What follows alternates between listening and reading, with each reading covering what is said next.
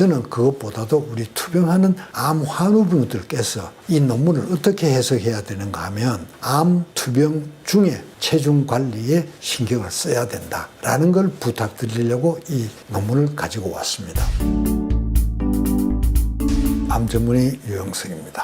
암의 발병에 대한 위험 인자로 여러 가지가 고려되지만 최근에 관심을 많이 받고 있는 게 비만입니다. 비만은 전 세계적으로 사회적인 문제가 돼 있어서 비만 전염 상태다, 오베시티 에피데믹이다 이렇게 부르고 있습니다. 비만이 과거에는 주로 성인병, 만성질환에 관계가 많다. 혈압이 잘 생긴다, 당뇨가 생긴다, 대사장애가 온다 뭐 이런 얘기들은 쭉 들어왔지만 최근에 많은 연구에 따르면 비만은 암 발병하고도 굉장히 연관이 많다. 심지어는 흡연과 같은 암 발병 위험 인자다. 그렇게까지 얘기를 하고 있습니다. 모든 암과 비만이 다 관계 있는 건 아니고요. 상당 부분 많은 비만 관련 암이 있습니다. 대표적인 것이 유방암, 간암, 췌장암, 위 중에서도 식도 가까운 부분에 위저부라고 그러는데 위저부에 발생하는 암이라든지 난소암, 자궁 내막암 등등 한 12 내지 13가지 정도가 비만하고 매우 관계가 있다. 지금 이렇게 이제 하고 있습니다.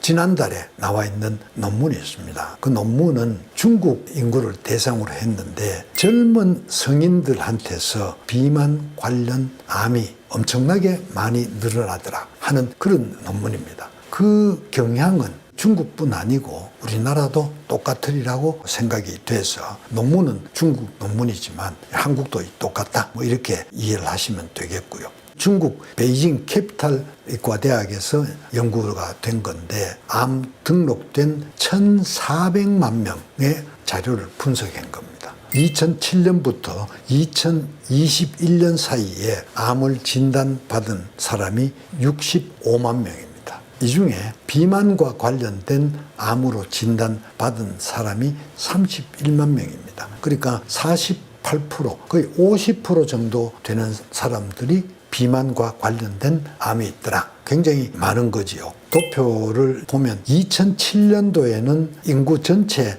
10만 명당 176명이 암 발병이 되었는데 2021년도에는 10만 명당 218명 발병이 됐다. 전체 암 증가율은 1.8%다. 도표 보시면 오렌지색과 초록색이 있는데 오렌지색이 비만 관련 암의 발병률이고요. 초록색은 비만과 관련이 없는 암입니다. 2007년도를 보면 비만 관련 암은 44%에 불과했는데 2021년도에는 51%로 껑충 뛰었습니다. 현대로 오면서 비만 관련 암의 발병 비중이 계속 올라간다. 먼저 이렇게 이해를 하셔야 되고요. 이거를 다시 숫자로 나타내면은 비만과 관련이 없는 암은 2007년도에는 인구 10만 명당 100명이었고 2021년도에는 97명으로 통계적으로 큰 변화가 없습니다. 그러니까 비만과 관련되지 않은 암은 별로 늘질 않았지만 비만하고 관련된 암은 2007년도에 75명에서 2021년에는 120명으로 늘었습니다. 결국은 증가 추세가 매년 3.6%씩 늘어난다. 이제 이렇게 되어 있고요.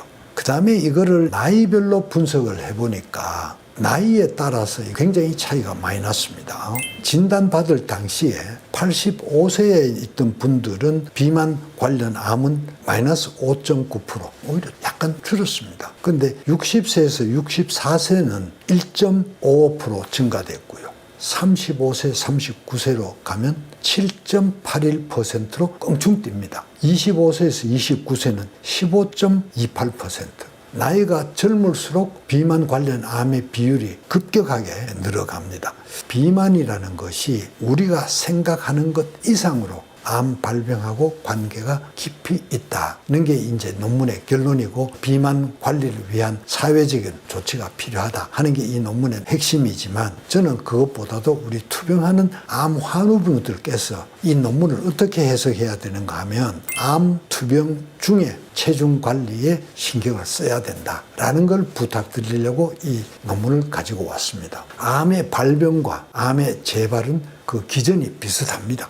비만 환자한테서 암 발병이 많았다는 것은 암 치료 후에 체중 관리가 안 되면 재발이 더 잦다. 이렇게 이제 이해를 하시면 되겠습니다. 그런데 암 진단 받고 항암하고 이럴 때는 바짝 긴장이 돼서 정말 조심을 많이 합니다. 뭐 여러 가지 챙기는데 항암 치료가 끝나고 나면 안도의 한숨과 더불어 긴장이 풀어져서 슬금슬금 과거로 돌아가는 분들이 굉장히 많습니다. 그 중에서도 비만, 체중 관리에는 각별한 신경을 쓰셔라. 그래야 재발을 방지할 수 있다 하는 얘기를 꼭 기억해 주시기를 부탁드리겠습니다.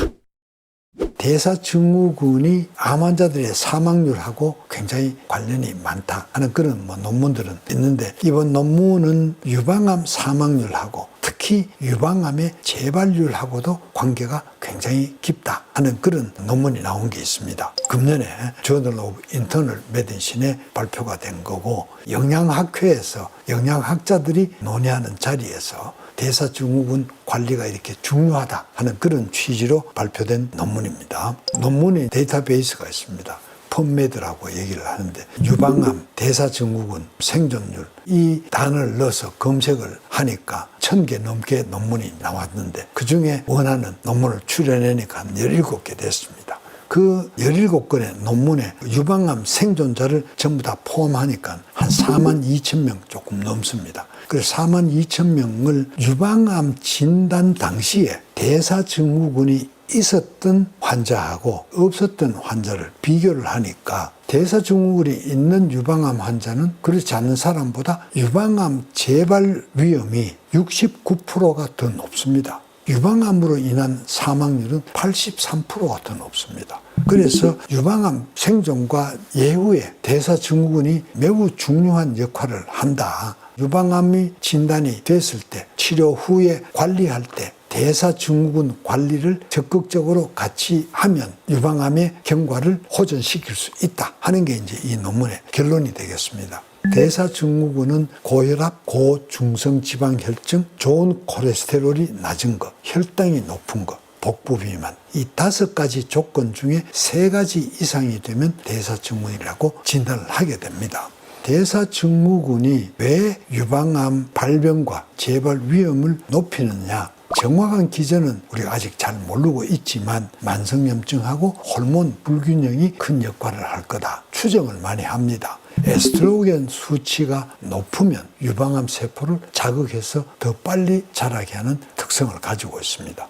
그 다음에 우리 몸에 과도한 체지방이 있으면 종양 미세 환경을 변화시켜서 전이가 더 쉽게 되도록 하는 작용을 합니다.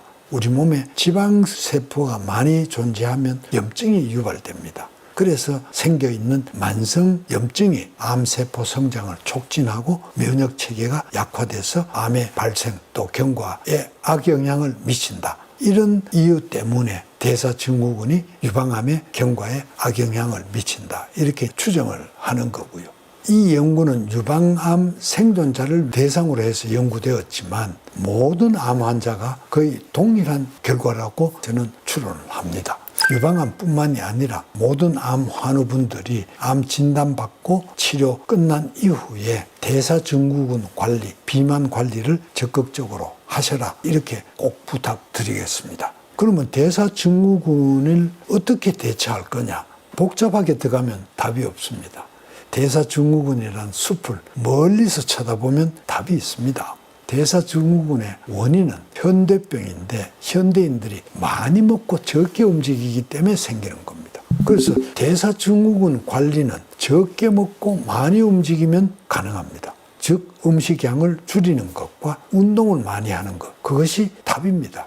그런데 이런 근본 문제보다는 콜레스테롤이 높으니까 콜레스테롤 약 먹어야 되고, 뱃살이 나왔으니까는 뱃살 빼는 약을 먹어야 되고, 이런 식으로 생각하니까는 문제가 근본적으로 해결이 안 되고 실패를 하는 거죠. 그 다음에 이제 많이 먹는데 먹는 음식의 균형과 품질에 문제가 매우 많다. 첫 번째는 당분 과다입니다. 특히 설탕도 많이 먹지만 과당 섭취가 엄청나게 많습니다. 과당이라는 게 얼핏 생각하면 과일에서 온 당이라고 생각하는데, 시중에 유통되고 있는 과당은 거의 대부분 옥수수 시럽입니다. 아주 적은 비용으로 많은 양을 생산해서 음식에 거의 들어있지 않는 데가 없습니다. 과당, 설탕 관리를 철저하게 하셔야 된다. 그 다음에 두 번째가 탄수화물 문제입니다. 우리가 탄수화물 비중이 상당히 많습니다. 그 중에서 더 많은 것은 정제 탄수화물입니다. 정제 탄수화물이라는 게 그냥 흰쌀 흰밀가루입니다. 흰쌀 흰밀가루가 부드럽고 더 맛이 좋아서 그것들을 많이 먹죠. 그래서 정제 탄수화물을 많이 줄여라. 그 다음에 세 번째가 가공을 너무 많이 한다는 거죠. 음식을 고소하고 부드럽게 하기 위해서 많은 가공을 합니다. 가공을 최대한 적게 해라. 네 번째가 식재료의 오염입니다. 최대한 오염이 덜 돼 있는 식재료를 골라라. 이렇게 큰 그림에서 먹거리의 선택을 현명하게 해야 되는 거고요. 결론적으로 대사증후군, 한마디로 비만이죠. 암 발병 원인 중에 가장 큰 비중을 차지하는 것이 비만입니다. 비만 관련 암은 거의 종류로 따지면 한 17개가 넘습니다. 거의 모든 암에 비만이 관련하고 있다. 발병에만 관련되는 게 아니라 암 진단 이후에도 비만 관리가 굉장히 중요하다.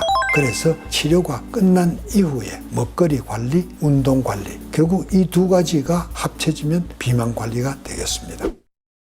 단일 인자 중에 여러 개의 암과 관련된 것이 비만입니다.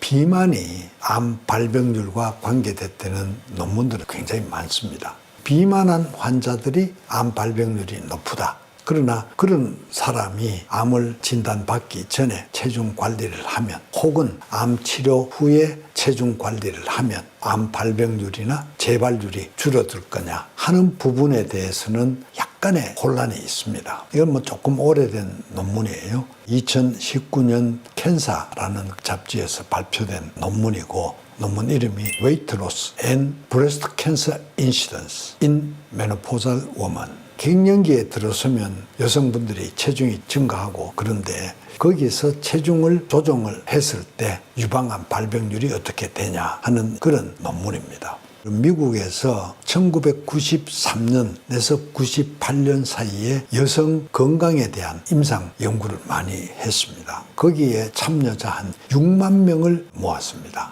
그 사람들이 실험 참여할 당시에 체중하고 키를 재서 BMI, 체질량 지수를 결정하고 3년 후에 다시 똑같은 방법으로 BMI를 계산을 해서 그 3년 사이에 BMI가 어떻게 되느냐에 따라서 이제 그룹을 세 그룹으로 갈랐습니다. 한 그룹은 체중이 3년 전후 똑같다. 5% 이내의 체중을 얘기하는 거고 체중이 한 5% 정도 감소했다. 예를 들어서 50kg인 사람은 체중이 2.5kg 이상 줄은 그룹을 체중 감소 그룹, 5%가 늘었는 그룹은 체중 증가 그룹 이렇게 갈라가지고 그 사람들을 11.7년, 그리고 11년 이상 쭉 경과를 봐서 암 환자들이 얼마나 발병을 하느냐 하는 추적 검사를 했습니다. 거기에 등록되는 자격은 과거에 암 진단 경력이 없는 폐경 후의 여성이고 맘모그램, 유방 엑선 촬영은 필수는 아니지만 나름 매년 확인을 했고 마지막 추적은 2015년 9월까지 했습니다. 통계를 내봤더니만 체중 감소 그룹에 들어가는 여성은 8,000명 조금 넘습니다. 거기서 유방암이 진단된 게 349명, 4.27%의 암 발병률을 보였고요. 체중이 유지가 됐던 그룹은 4만 명 중에 5.09%가 암 진단이 됐고 체중 증가 그룹에서는 620명인데 5.16%.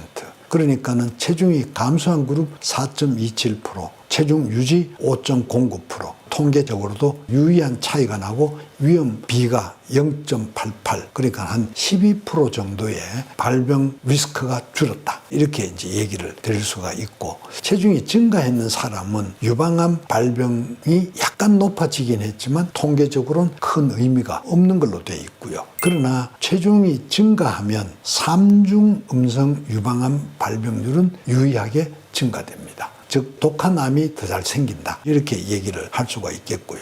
체중 감소 중에서도 크게 두 가지를 분류를 할 수가 있습니다. 본인이 의도적으로, 즉 다이어트를 한 거죠. 그 3년 사이에 적극적으로 다이어트를 했던 사람, 의도적인 체중 감량 그룹과 자연적인 체중 감량 그룹을 다시 이제 분리를 했습니다. 분리해 보니까 의도적인 체중 감량을 했는 그룹의 유방암 발병률은 4.74%인 반면에 자연적인 체중 감량한 그룹에서는 발병률이 3.59%로 많이 차이가 났습니다. 갱년기 여성이 체중이 저절로 줄지는 않습니다. 생활 환경이 바뀌었든지 직업 환경이 바뀌었든지 혹은 의도적인 운동을 했든지 생활 습관, 식사 습관 등을 바꿨기 때문에 2차적으로 자연적으로 체중이 감량된 것을 의미를 할 겁니다. 결국은 운동량이 많아지면은 생활 습관이 좋아지면은 암 발병률도 줄어든다. 이 논문들은 그렇게 이제 결정을 하고 있습니다. 그래서 이 논문의 결론은 폐경 후에 의도적이든 자연적이든 체중을 감량했는 여성은 체중이 변화가 없는 그룹보다도 유방암 발병률이 현저히 낮아진다. 이 결과인데 항상 제가 얘기 드리는 거는 암세포가 생겨서 암이라는 병이 생기는 발병하고 치료 후에 암이 재발하는 것. 기본적으로 발생 기전이 동일하다. 그러니까 발병률이 줄었다는 그 생활 습관을 암 발병하고 치료한 이후에도 적용을 하면 재발률도 떨어진다. 이렇게 이제 얘기를 드릴 수가 있습니다. 그래서 체중 관리를 조금 더 적극적으로 하시면 암 발병률 줄일 뿐만 아니라 암 치료 후 재발률도 떨어진다. 이렇게 얘기를 드릴 수가 있습니다. 비만과 암 관계가 매우 밀접한 관계가 있다. 체중 관리에 조금 더 신경을 쓰자. 강조를 드리겠습니다.